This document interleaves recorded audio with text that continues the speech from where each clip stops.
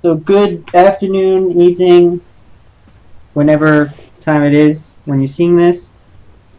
Welcome to another fantastic episode of Learning with Lori, starring me and Pudge.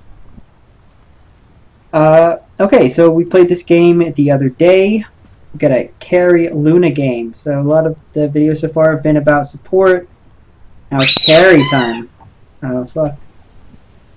No squeaking, boy. Alright, so let's take a look at this bad boy and see what we got. So Luna is a interesting hero. It's obviously it's a hard carry, right? So it's often not really good early game, but it has the ability to farm really fast using Moonglaives. You can farm stacks faster than almost any other hero, which is pretty cool. You get a lot of laning advantage because of Lunar Blessing, and you have a lot of kill potential actually with Lucent Beam. So depending on what build you go, you can actually run Luna mid. In fact, Luna mid is very rare, but you basically go magic damage build, and it's kind of interesting. Alright, so we're gonna pause here because there's already something interesting happening, and I want to get this up. Okay. The wrong button 4 times.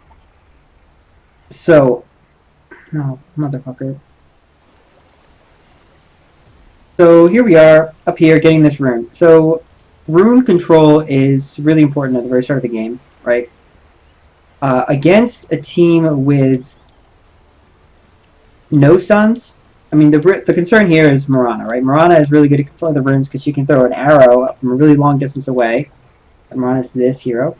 Sacred Arrow, right? You shoot it from a really long distance and you get 5 seconds stun, a lot of bonus damage. That's not good. You don't really want that. So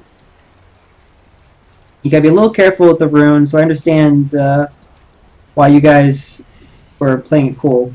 But in this position, and I think I said this even at the time, but having one player stand over here, one player stand over here, that gives you vision of all this. So this guy, this Ancient Apparition right now, he's likely just heading over to place a ward, right? Which we saw him do. So we had vision of him over here, then we had vision of him over here, now we had vision over here. We knew he had a ward over here, now he doesn't have it over here. So if we had a sentry, we'd be able to de-ward that, and that would give us a big lane advantage. At the very least, keeping an eye on him here is good. I think fighting him is also good. You've got more right click, more armor, and in fact more regen. So Joe got the issue is he's got 3 mangoes, which is kind of insane HP regen. But okay, Ada Tango, if you had a salve here, that'd be really good. Sometimes it can be worth to bring a salve to lane for that very reason. But alright, we're gonna look at your player perspective. So playing carry lane obviously is a lot different than playing support.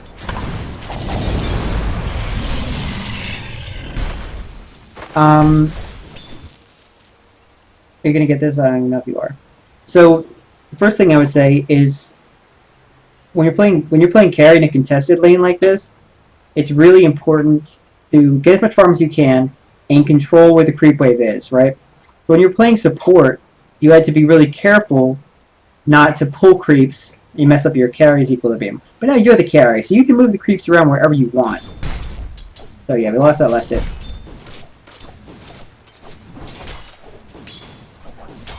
We could have got that one. So whenever he presses that skill, Blood Rage, so that means that he takes increased damage, right? He takes 10% increased damage while this is on him. So whenever that's on him, fucking punch the shit out of him, right? Don't let him use that for free, because that allows him to lane really well. So you gotta punish him. So Joe's doing the right thing by hitting him here. You hit him too. That's good. Go back to your player perspective.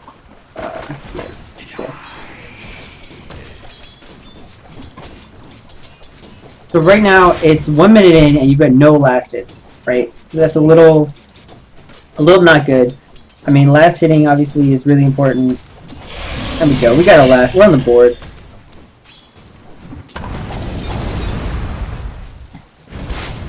Yeah, I would not chase this. This is Joe's harassing lane, right? While you were doing this, right?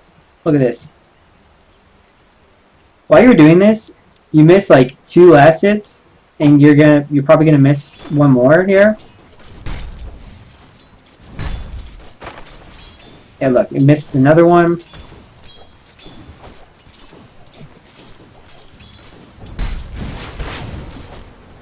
Yeah.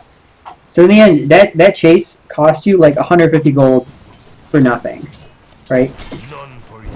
And the other thing is range creeps are worth way more than melee creeps, so if at all possible, you've got to try and get that last hit.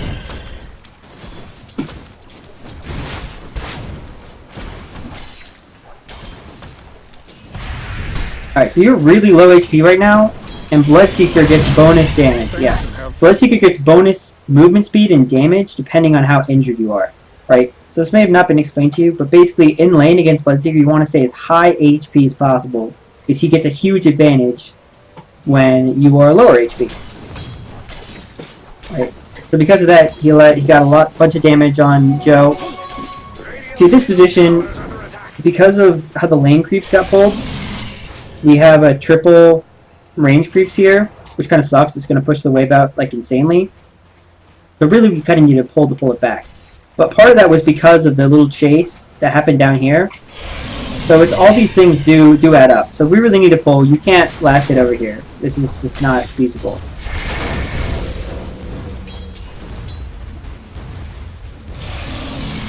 Okay, we're right clicking. Good. Alright, now we've gone too far already. So you're never gonna get this kill, right? So there's no point in keeping that going. You're under tower right now. So yeah. That was just it was greedy going for it was greedy trying to go for this because there was no way you were gonna be able to do enough damage. You had like 200 HP. You do 75 plus, I mean, you need 3 right clicks basically to kill him. Like, that was never happening. So this chase was bad, and then unfortunately you walked under the range of the tower, and even here you were under the range of the tower. So that's the kind of stuff where it's really just positioning and considering if you were a different hero, right? Like even Ursa, for example. If you're Ursa, then you can consider actually like going for a move like that, because you got so much kill potential. But as is, all that's happened in this lane basically is 3 fed kills to the Bloodseeker, right? He's a really snowbally hero.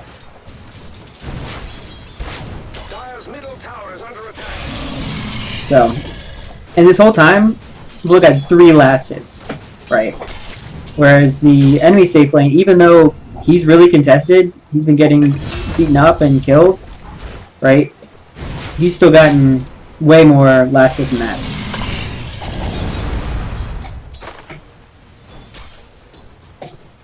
So this lane is a little bit of a disaster right now because the early deaths kind of made it so that the Bloodseeker's like spiraling out of control. Good stun there.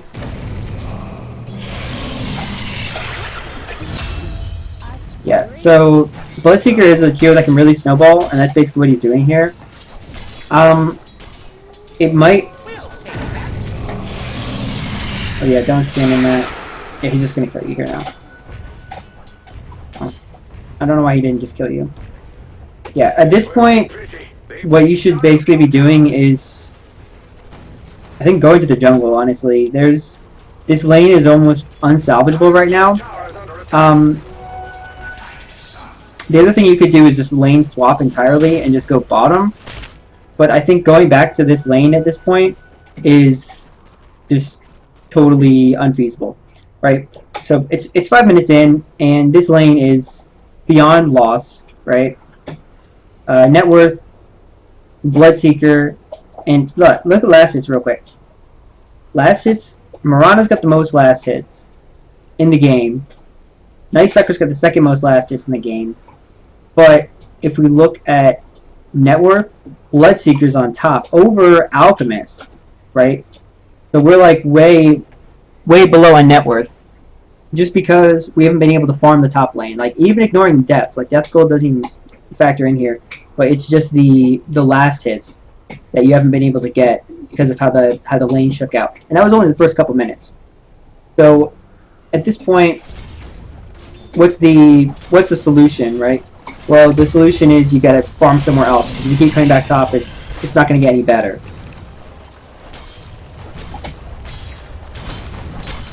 Right, and obviously there were things that Joe could have done to help you a bit more in this lane, but like not. I think some of it is not knowing the skills. It's a little rough, like what Ancient Apparition did there, like to walk out of it, knowing how Bloodseeker's ultimate works. Yeah, so you just like get to this. Yeah, I mean when he's moving that fast, there's basically nothing you can do. So we're gonna skip ahead of the laning phase a little bit here, because there's really not too much to talk about. I mean, the fact is that our position 5 Ogre Magi has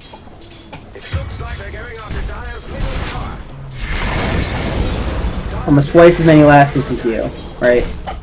That's not ideal. So there needs to be a swap up here, go into a different lane or whatever. But fortunately, for the first time in this game, you do have the ability to actually like last hit. So we're gonna talk a little bit about this.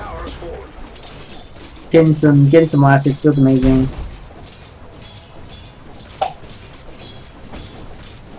Yeah. I mean, obviously the actual last hitting. Oh, you can't stand in that. Yeah.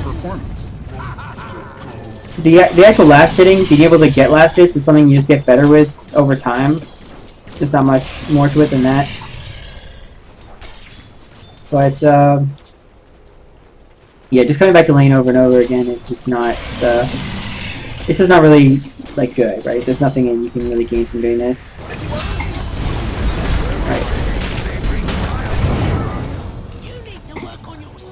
So let's skip forward a little bit here. Go back to your play perspective.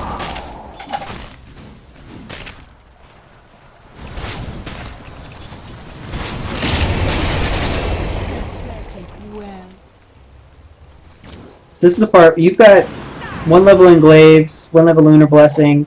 That should be okay to start farming camps here. The issue is you gotta be careful about how much damage you take. So when you farm camps, if you attack them and then walk out, right?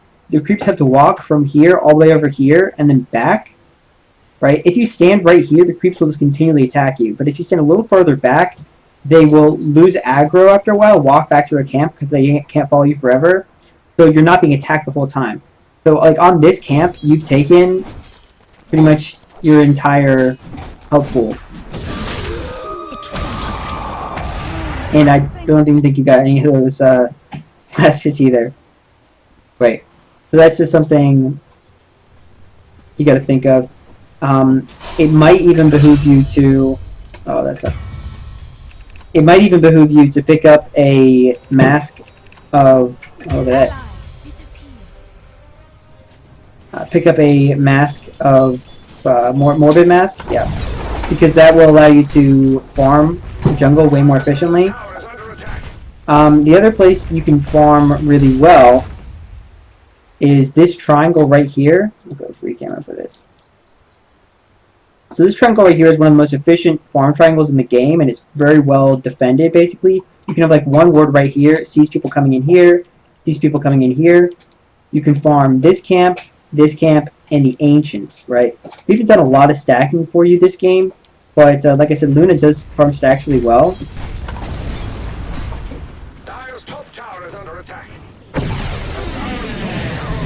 But when you're behind on farm, basically the best thing you can do is go to this triangle and just farm it, right? So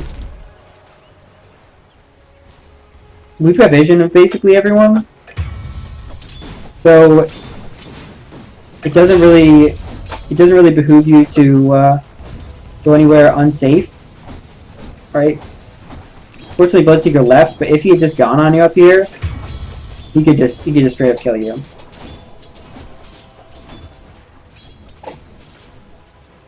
Yeah, I mean, it kind of sucks, like, just saying, like, oh, well, look, miss that last hit, you know? But, like, when you compare, like, the last hits that you've been getting on Luna, who's a super good, like, farming hero, right? Even to, like, Andy support Treant, or Joe support Ogre, it's like, yeah, that last hit goal really adds up. You know, and that's why your net worth is so low at this point. Oh, nice one. And there's a good memes in the chat of this one, I believe. But you're doing the right thing by farming. Yeah, I said I was going to grab that rune, so you didn't have to. But right at this point, right here, right, this is where the river is, basically. Farming past the river is a no-no. So hopefully we're gonna not do that. Yeah. Okay, so I think we explained it to you at the time. But when you get ulted by Bloodseeker, that's his skill you use there on you, Rupture, right? And it has a little icon on here and everything. And you hear that noise, like the noise. Basically, what you need to do is just teleport home, right? Because running away, you take damage by unit, like, spaces moved. So you basically don't want to be in range. Alright, so big fight here. We're actually gonna pause it so I can go for this fight. Okay, cool. So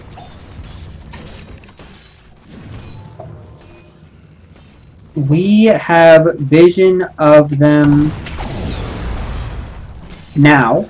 Like right now we have vision of them. Right, we're gonna go through this fight, play blow by blow here. Right? Joe gets the stun off. Mitch does stack his stun a little bit, but that's okay. We suddenly see the rest of them here. Right? Alk's ult is almost over, which is kind of good for us. But they've got a lot here. Unfortunately, I was trying to Searing Change these guys. Searing Change applies to random units within your AoE. But so I got one Ogre Bruiser Searing Change, but I did get the Bloodseeker at least.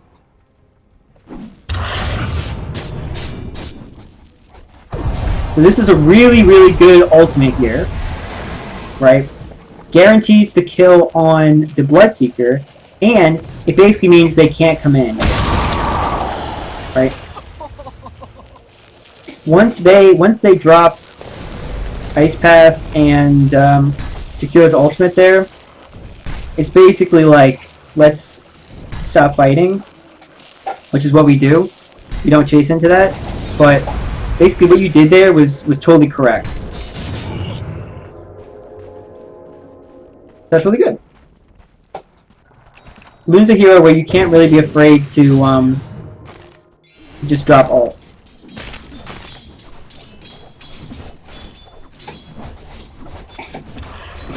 So now you got more points and glaives, so you're able to do some more farming. This game I might have considered not maxing Lucent Theme just because your ability to like actually fight is a little limited. So it might just be better to give you more Lunar Blessing vision.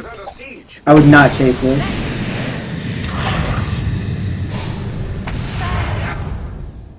Yeah, that's fine. Okay, so back to farming. I think this is totally fine. I would actually, and this is something that I do as well, but don't get baited into fights. the amount of damage that you can actually do to this tower is relatively minimal. So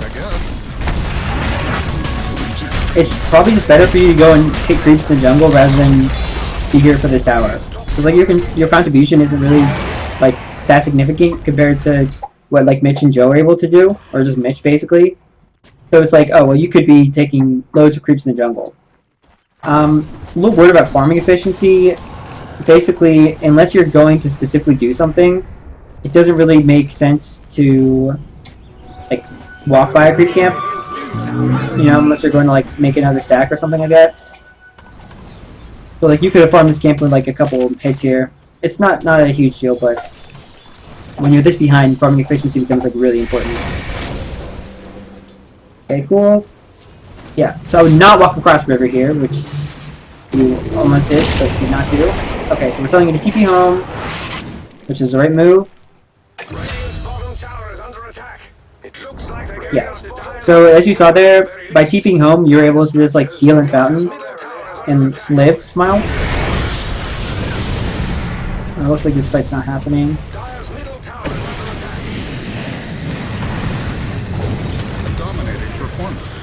Mitch is doing great.